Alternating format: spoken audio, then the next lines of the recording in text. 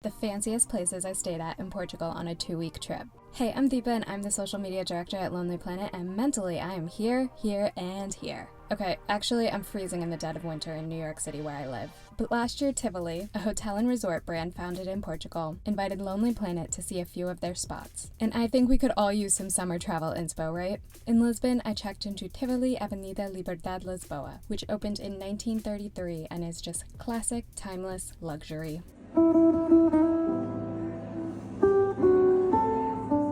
It's on one of the city's most iconic and expensive streets and is walking distance from the historic Alfama neighborhood. But be warned, the hills here are no joke. A walking tour is basically a cardio workout, and don't even think about wearing heels. I recommend taking a tuk-tuk because you can see more than you can on foot.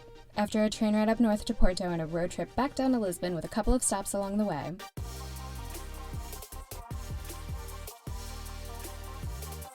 I flew to the Algarve, which is the southern coast of Portugal. Its cliffs, mostly made of limestone, are spectacular, and I could see them right from my room at Tivoli Carvoeiro. Algarve, an area filled with unique rock formations and turquoise water, is just a 10-minute walk from the resort.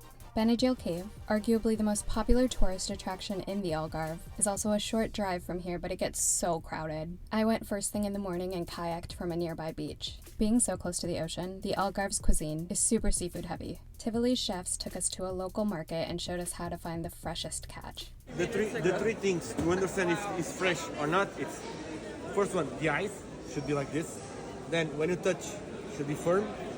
And then here, for sure, it's red. They taught us how to make cataplana, a traditional seafood stew that gets its name from the copper pan it's cooked in. I also had to try fish tacos here because I love fish tacos, and Tivoli Marina Vila Moura delivered. This resort is almost an hour east of Carvoeiro and is less cliff, more club. It overlooks lots of sparkly yachts and has a Puro beach club on site. The music was bumping seemingly at all hours, but it didn't keep me up, which is the only thing I really care about. From there, I took a car to Albufeira, which has its own colorful marina, to go diving. I'm a beginner, so I try to go whenever I can to improve my skills. The highlight was definitely seeing an octopus in the wild, and now I feel guilty for having eaten them. Closer to Faro, the Algarve's biggest city and also where I was flying out of, was Tivoli Alvor, which is an all-inclusive, which I feel like are rare to come by in Europe, so I've since recommended it to a couple of my friends who have kids. There's a big playground and a dedicated kids area, and you don't really need to leave if you don't want to, but I recommend venturing out to see Three Brothers Beach in Alvor. I went at low tide just after sunrise and had the whole place to myself, and let me tell you, this type of peace is priceless.